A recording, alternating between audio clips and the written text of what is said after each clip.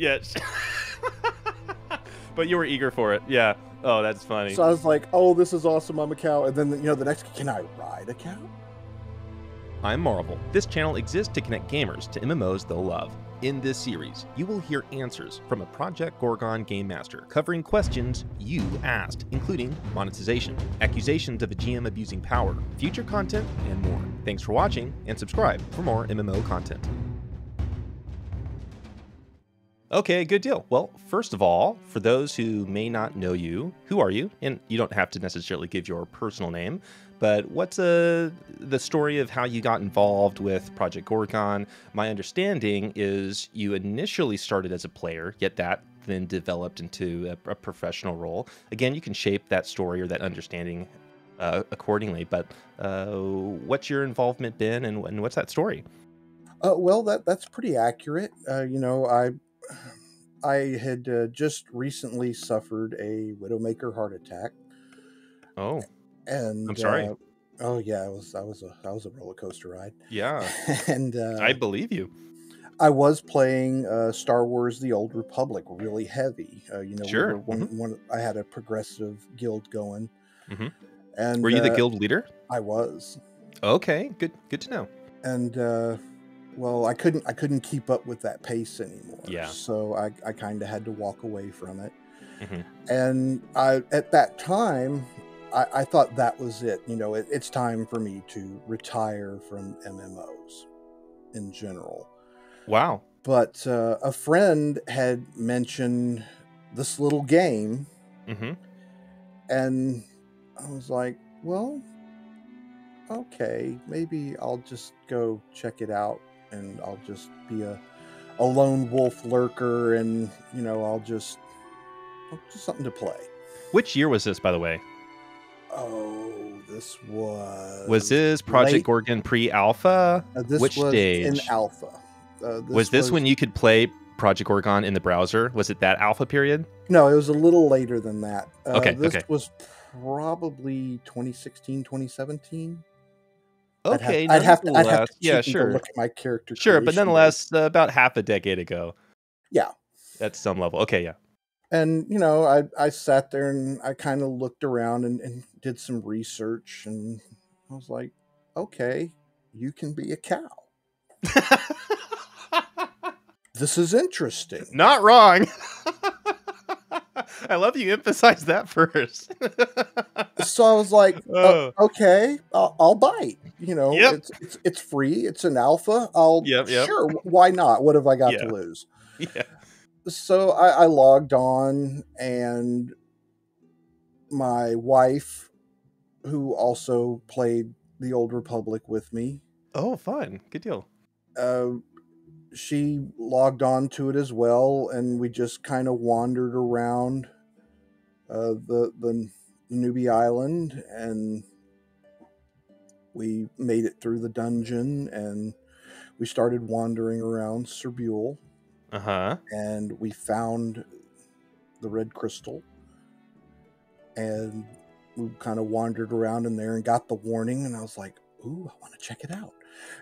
So we went in there unaware of what that implied. Well, I saw the like the text that comes when you get the boss warning. You saw the moo and all that. I was like, oh, that's the cow. Yep. So we went in there to fight her, and we both ended up turned into cows. Nice. I was just tickled all kinds of colors. She was angry at me because she was a cow. Yeah, a different reception story for a woman, I suppose. Yeah, I don't think she was ready for just yet. Yes. But you were eager for it. Yeah. Oh, that's funny. So I was like, oh, this is awesome, I'm a cow. And then the next, can I ride a cow?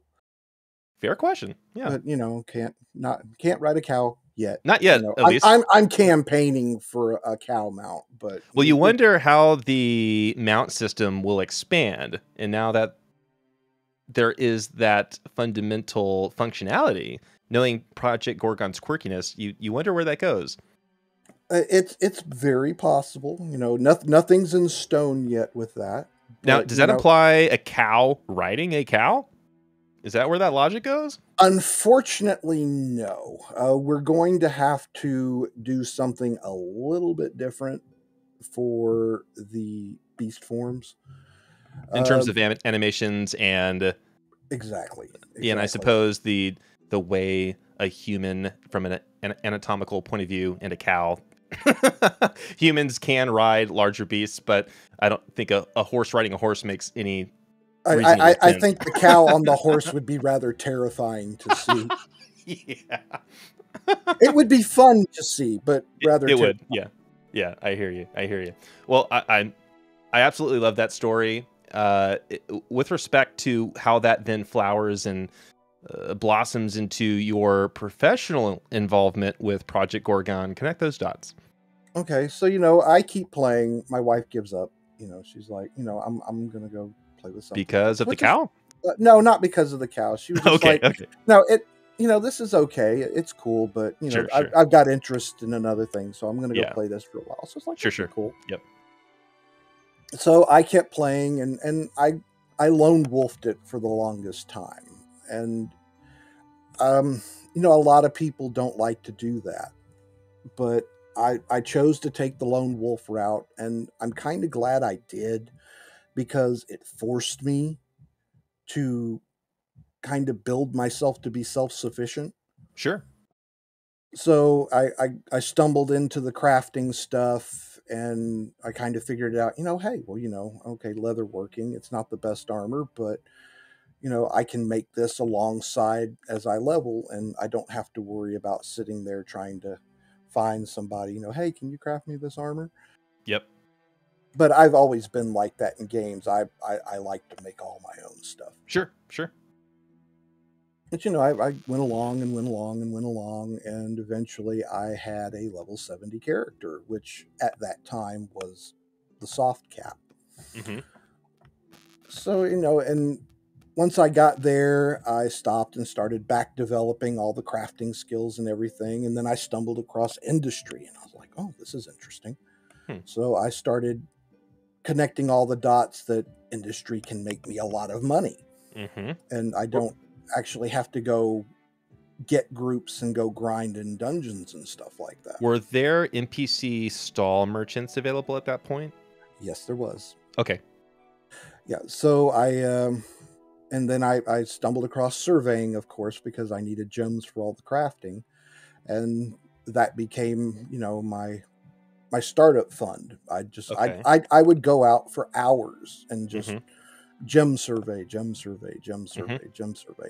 A lot of people will sit there and scream, I hate this, I hate this, I hate this, but I loved it. I found it very relaxing. How so? Uh, I don't know. It was just one of those things. You see the marker, you just can kind of kick back in your chair, you cruise over to it, you pick it up, hit the map, run to the next one, hit the map, Hmm. run to the Hmm. next one. It's just I don't know. It's just kind of laid back playing. Sure. And it fueled your industry long-term ambitions. Oh yeah, because I got leatherworking finished out, and then I dove into um, textile creation and Hmm. tailoring. And I was like, oh my god, I can make pockets, more inventory space. Yes, yes, yes, yes, Pockets are so yes. useful. I wish I Pockets, knew about them earlier. yes, pockets are life. Well, Now, for maybe those, not so much now that saddlebags are out, but back then pockets were life. sure. So for someone who is an MMOer, but maybe this is the first time they're listening to something about Project Gorgon, what is a pocket? A pocket is basically an augment that you can add to a chest piece or leg piece that will give you +1 or +2 inventory slots. And how far does that eventually scale? Meaning, how powerful can these augments become with respect to inventory slots? On cloth armor, you can add the most pockets, and one piece of armor, like if you go max pockets on your chest, that'll give you an extra 20 inventory slots. Which is incredible. I cut my teeth. I don't know if that's the phrase, but regardless, my first MMO was EverQuest, and if I recall correctly, you were limited to 8 slots, and then you could buy backpacks if your character was strong enough, and the biggest, well, I suppose the most economical backpacks had, I think, another 8 slots. And so for one item to boost your total inventory by 20, that has been a game changer after I realized that. Oh yeah, because I mean it's inventory, inventory, inventory. That Hmm. and even with saddlebags now, it's always still a very common gripe. Give me more slots, give me more Yep. storage, give me more Yep. inventory space. Yep. But I mean, but from a developer standpoint, we could, but if we did, the only thing you would do is hoard everything up and fill that up and say, I need more slots, I need more slots, I need more Yeah, it's slots. a And snowball effect for and it's sure. just an eternal cycle. Yeah, I do love that that type of utility is baked into trade skilling, which adds value to actually trade skilling and making your ability known in that space to provide that utility to others, Oh opposed yeah. to, for example, buying additional backspace from an item shop. Right, right. Excellent. So let's continue that story. You're Oh yes, we go on and I reverse engineering the economy. You're examining and learning these different skills, and through the surveying, I imagine you're also mastering the maps, the topography. You're making connections in the game world. Interestingly, as a lone ranger, though, which is fascinating. yeah, And because so, go ahead. and then once I got my industry worked up, I of course opened a stall and I started, just selling all my excess gems and stuff. And people started buying them, so I kept filling the shop up, and it just started making good money between Hmm. industry and selling the leftover gems and stuff like Hmm. that. And then I kind of started to come out of my shell a little bit Socially. and socially, Hmm. and I started to give back. Hmm. I took up blacksmithing and learned how to do the XP boost statues and the pumpkins and stuff like that. And I have been a partaker of those every Saturday. I don't know if you are the one responsible for it, but the griffin statues, is that what you're referencing? yes, yes, the Yes, griffin and and dragon statues. yes, and what do those do for listeners who may not be familiar? They offer XP boosts for combat XP and crafting XP. Awesome. So you were one of these higher level characters, a benefactor pouring back into the community. Yeah, I mean, I'd have a stack of them put away in Cerbule, and even if I didn't need them, I'd just be like, hey, everybody, dropping some buffs, boom, boom, boom, boom, here you go. And I ended up naming it XP Buff Love. Yeah, that's accurate. And I just started doing that, and then over time I stumbled into the Halloween event Hmm. and learned how to make the Cauldron of Vile Thoughts. Yes, I have been. I suppose it depends on how you view it. It's either a victim or a maybe a triumphant recipient of the very effects that can befall or benefit a character who partakes in that cauldron. Oh yes, it's I don't know if this is the right term or not, but it's kind of like Russian roulette for Project Gorgon. Now, the underlying mechanics and shape my understanding, it fundamentally rolls a random word of power for your character, right? Correct. It uses the word of power system, so it has a pool of all the good ones and all the bad ones, and depending on if you just take a sip, a gulp, or you guzzle, depends on what tiers of word of power you have a chance of getting. For someone who may be listening and they haven't played Project Gorgon, can you break that down? Okay, usually if you walked up to the cauldron, it'll give you three options. I think it's sip, gulp, and guzzle. Hmm. If you take the sip, which most new players will only be able to because their metabolism is not high enough Which is a yet. stat of your character. Correct. And that's kind of derives from your Gourmand skill, which is a whole nother monster. Hmm. But you walk up, you take the sip, and you'll get like a level 1 or a level 2 word of power. What type of word of powers? Now, I realize this is all ad hoc. We hadn't planned this off memory. What type of word of power could a newbie expect to experience?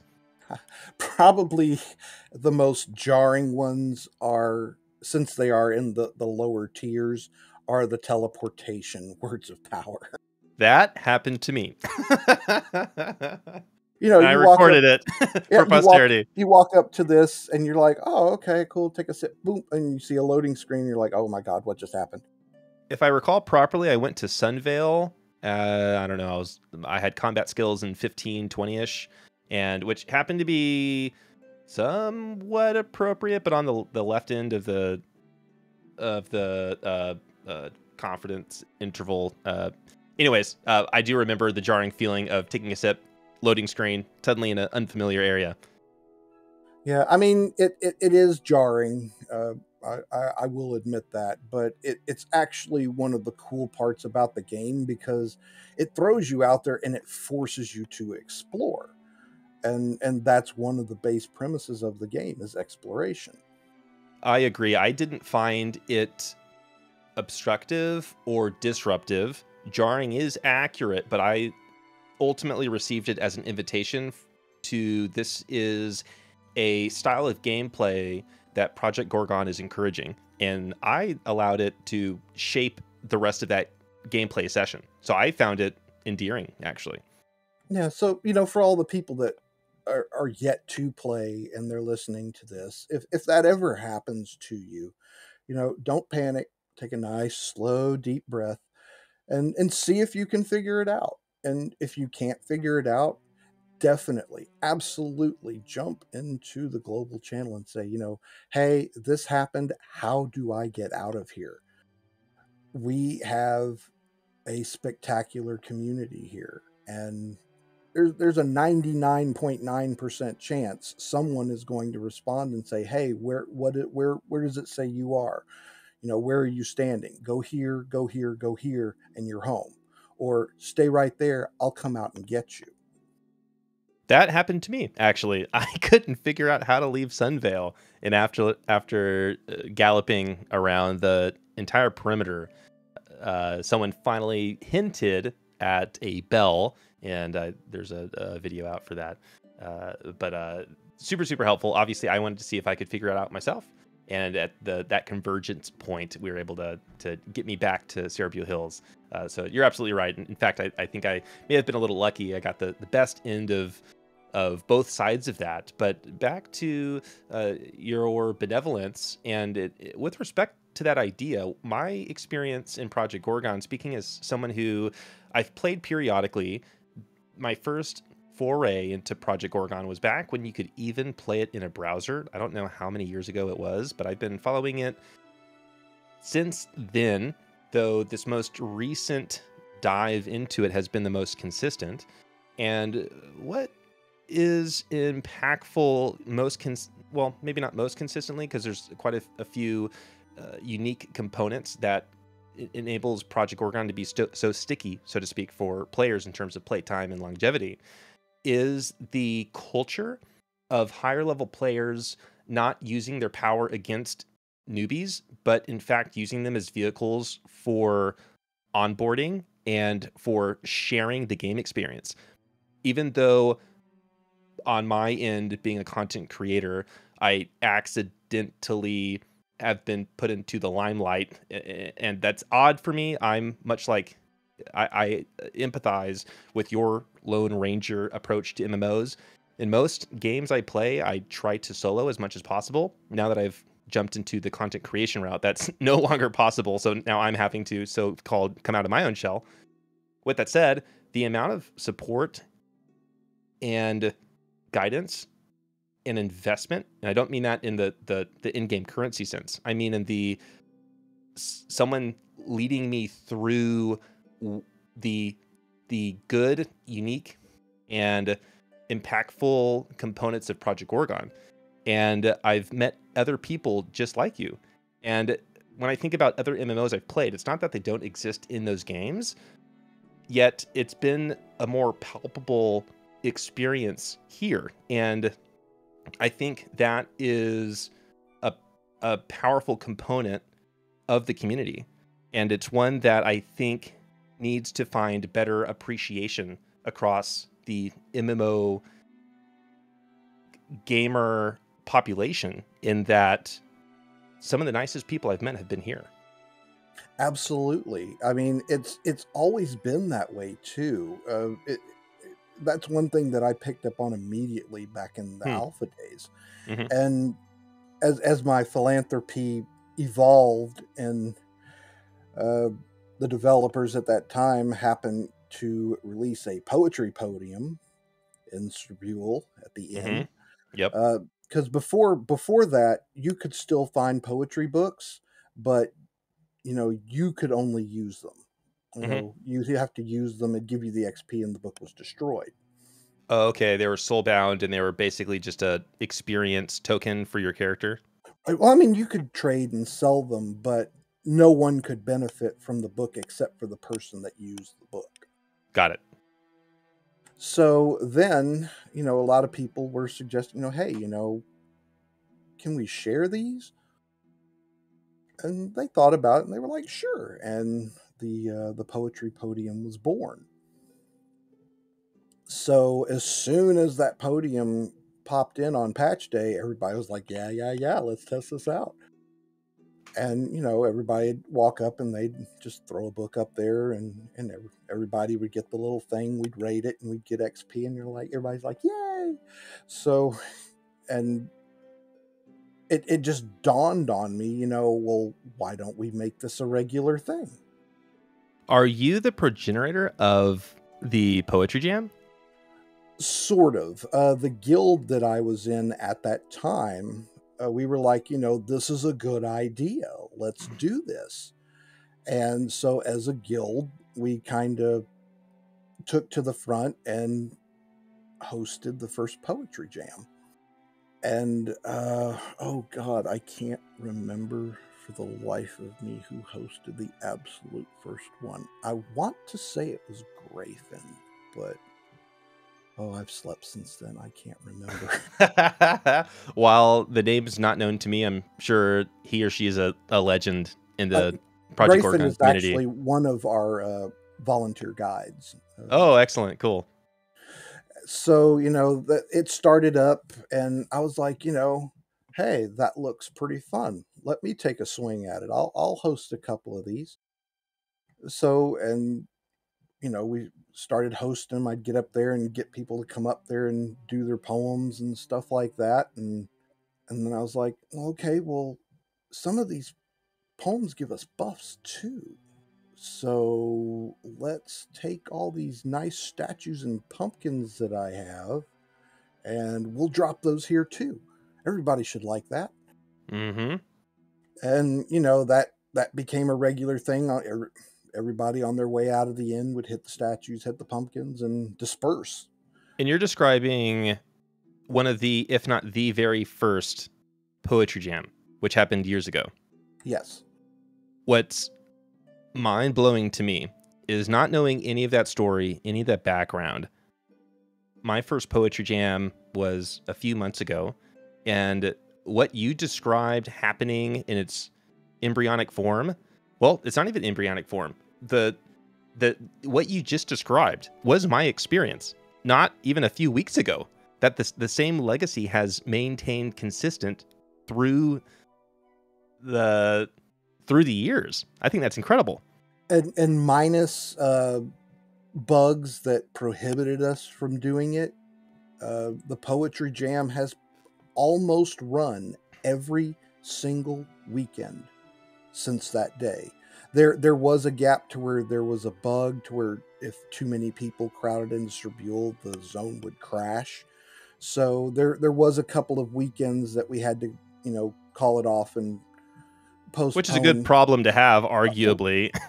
Oh yeah, a victim of your own success. I think the best record we got was right before Alpha ended. Everyone showed up, and we had nearly 500 people crammed into the inn. 500? Yes, it was a party. The servers were not happy about it, but Yeah. but we got it done. Absolutely. What struck me as, even not knowing the backstory and the development of that idea, was it immediately brought to my attention the bit of experience I have playing Star Wars Galaxies, in particular the emulated server. Admittedly, I did play the retail version, but it was after the NGE, so it wasn't the sandbox style before. And the Poetry Jam, it's difficult to understate and to undersell how important it is within the gameplay loop.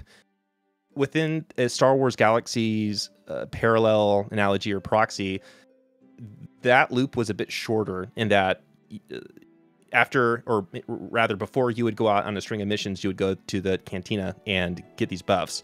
What's fascinating to me about the Poetry Jam is this is a weekly cycle, yet it's specifically tied to one particular area in the game world. And it's this absolutely lovely orbit, so to speak, of player activity. You get to know people that you've been playing a harp to, or dancing, or all the different various skills you can perform in that context. And not only that, what I've also found is after the Poetry Jam is done, you receive a lot of buffs as a result of listening to music or witnessing someone dance in terms of the inspiration. And then with respect to the griffins that you can be inspired from, or I think there's another, is it it's not a painting. Is there something else that you can examine for increased experience? I forget if it's crafting experience or combat experience.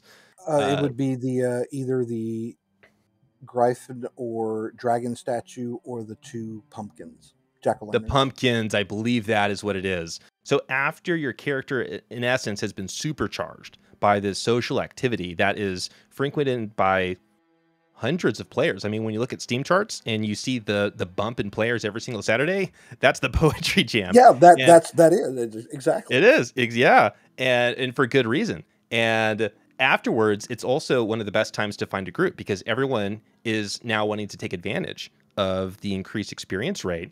And so everyone is now eager to cooperate. And so what I love about the systems in Project Gorgon with respect to the interactivity, almost the interdependence in terms of efficiency, is the game loop encourages this type of mass participation and socialization. And it's always been fun after the Poetry Jams to group up with people that maybe you don't know. You play through a dungeon that you haven't yet played through, and you work through the puzzles together, enhanced by the in-game buffs. Yet also it's a social stew almost. You get to meet new people. You get to also play and develop your character in different ways beyond just the raw combat skills. There's this whole other side of character development that you can have this almost sacred spot to develop your character in that way. Oh, absolutely. And the really, really, really, really cool part about it all is all of this is not actually a component of the game. It's not a mechanic of the game. It's something that 100% organically formed. Yep. And it's still going strong years after it happened. I mean, usually with a lot of games, there's a big group event or a global event that happens. The first year everybody's like, yeah, we love it. And, the second year everybody's like, yeah, okay, it's cool. Third year they're like, okay. So, right. but this almost every single Saturday, without fail or falter, everyone gathers up and does this. I mean, all of the crafters in the game time their weekly routines around the Poetry Jam. They spend the week gathering up all of their materials, and they sit there and bust out the spreadsheets. Okay, I need this many hides. I need this, I need that, I need the other, and they get it all built up and ready to go.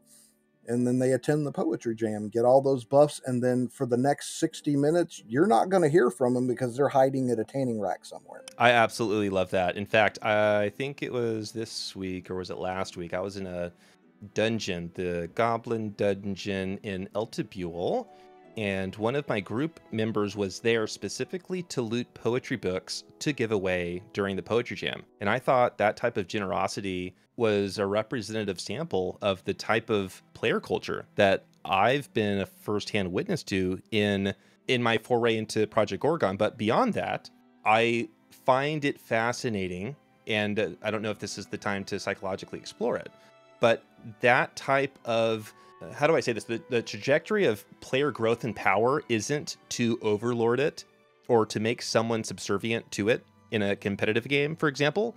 But it was fascinating to me that this particular team member, their goal in mind for spending their own time in this dungeon was not to their benefit necessarily, but to enrich the life of someone else that they may not even know. It could be a complete stranger, but their target they were shooting at was to enrich someone else's life.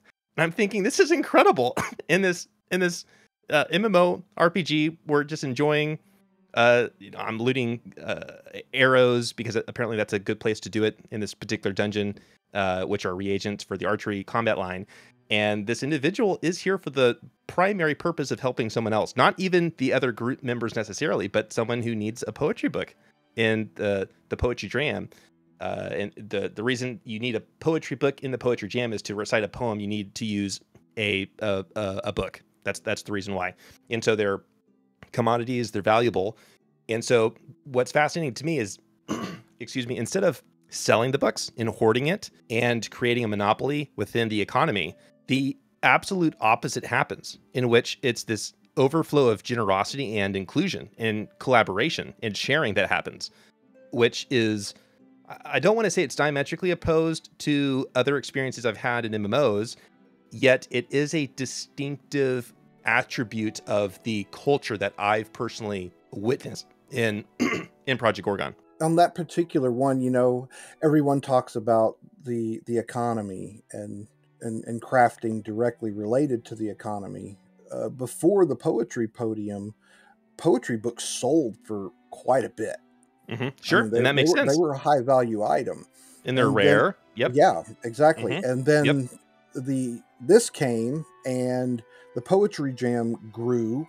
Mm-hmm. And became a thing, and all of a sudden those books were no longer worth it, but everything evolved to the point where, you know, they got this nice high level, high value book, and instead of running and putting it on consignment or putting it in their shop stall, they jump on global. Who's running the jam this weekend? I have some poetry books to give them. I love it. Yeah, that generosity to me has been a hallmark of the type of culture that Project Gorgon selects for at the higher echelons of the player distribution levels. And I think that's incredibly powerful. And one reason why it can be so sticky for those who stick with the game.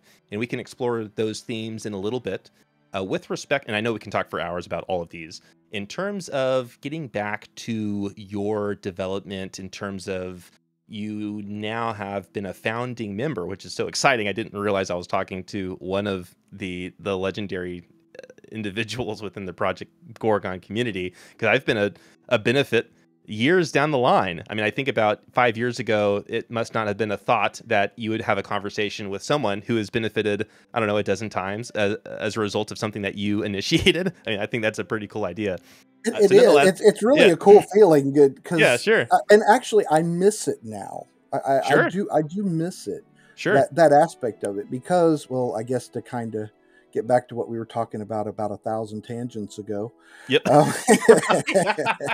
Project Gorgon can do that. Yes, it does. And it's like we're going to talk about this. We're going to ooh, shiny. Okay, we're going to talk about that. We're going to talk about ooh, another shiny. Okay, we're going to switch to that for just a second. Ooh, shiny. Yep. Okay, we're back to square one, maybe. Oh, no, we're going to 10. Yep. So connect the dots. You are one of the crafters. You build these exceptionally helpful statues and lanterns that provide exceptionally useful experience buffs for players. You were one of the architects of this tradition that still keeps on going years later. What happens next? Then I get approached by one of the developers. I believe it was Srand. I think it was Srand. Yes, I think it was Srand. Old age, it gets to you after a while. Oh, take your time. You're good. And she approached me and she goes, we've noticed you've been doing all this. Is there any way that we can help you push this along and keep it going. And I was like, well, metal is hard to come by, and this and that and the other. So they say, okay, here's a stack of metal, here's a stack of pumpkins, here's a stack of this, here's a stack of that. It's like, do you have room for all of this? I was like, yeah, I got room. And so I tucked all of that away into storage, and that became the supply to feed all of the statues and the pumpkins and the cauldrons and everything else that happened during and after the poetry jam. As an aside, I love the fact that the developers were attentive to such a successful player-driven initiative that they themselves invested into it. Oh yeah, I mean they love to see it, and Yep.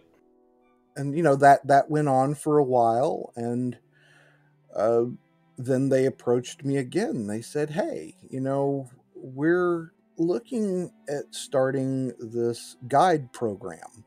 Would you like to help us test everything out?" As a type of As becoming pseudo beta, like a beta tester for upcoming features. Is that what you mean? no, actually becoming a moderator. Okay.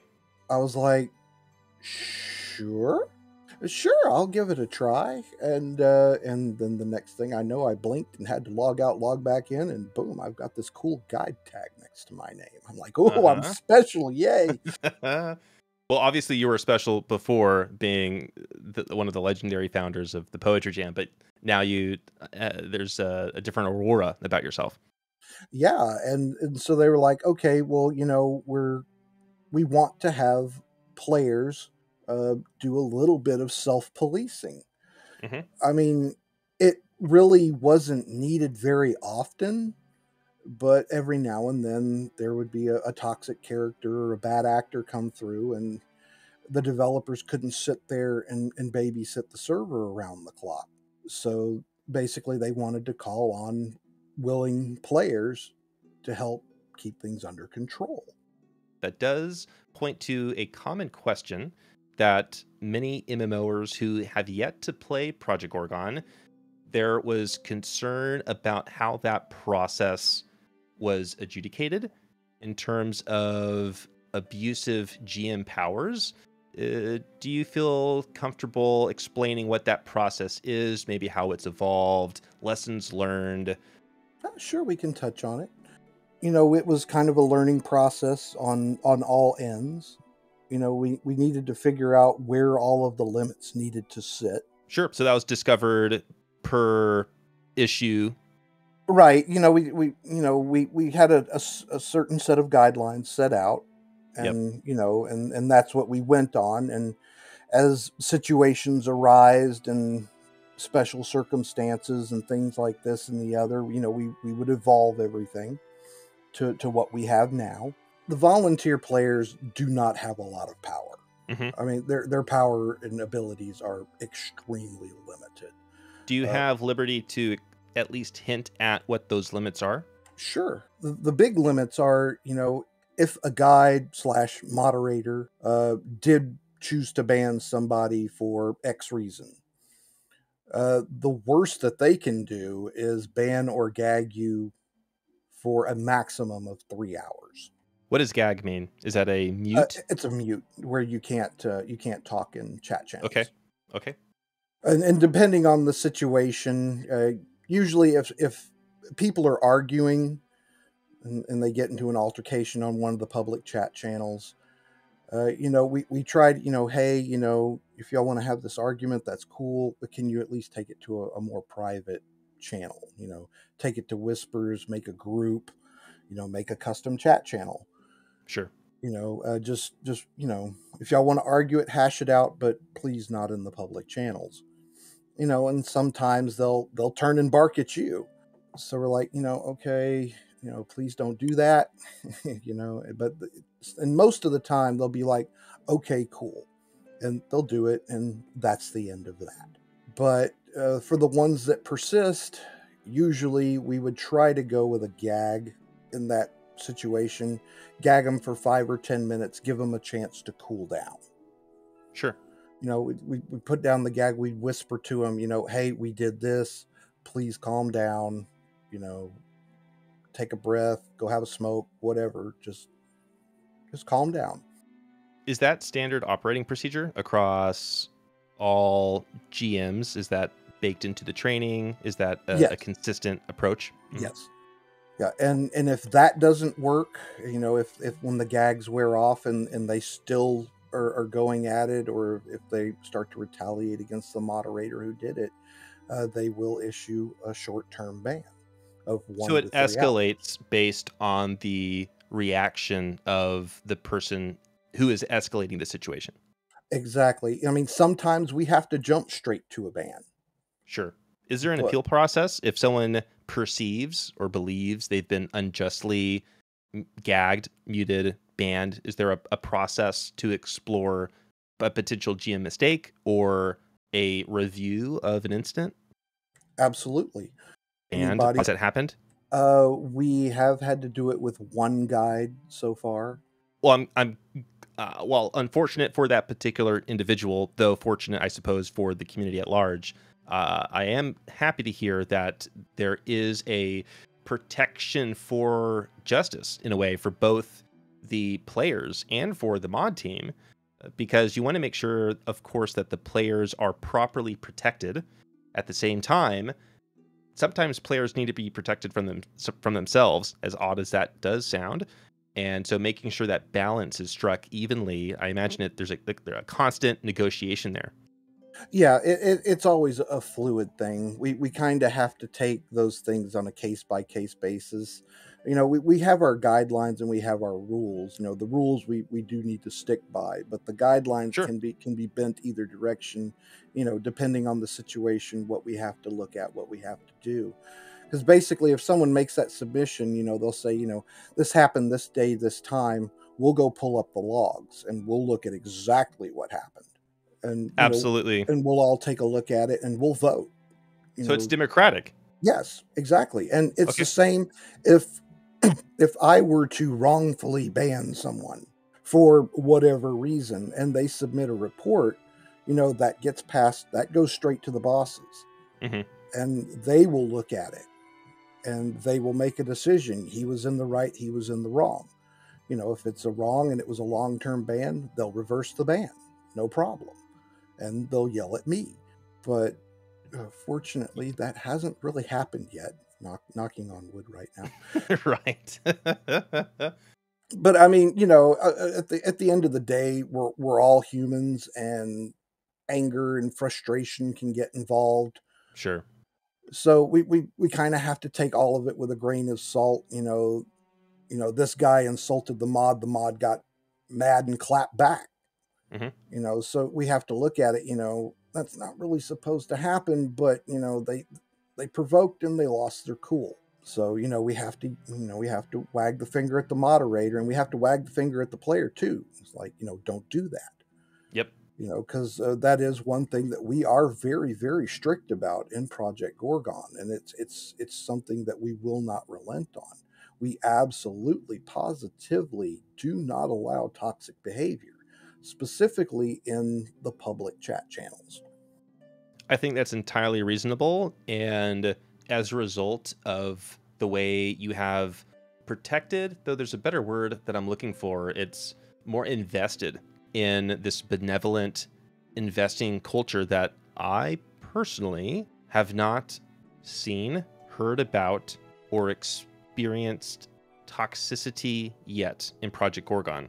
Now, It, I have heard across the broader MMO sphere about GM abuse, although at this level, without knowing the specific details, it's hard to comment on the specifics. But in terms of my own personal experience, it does corroborate what you just described.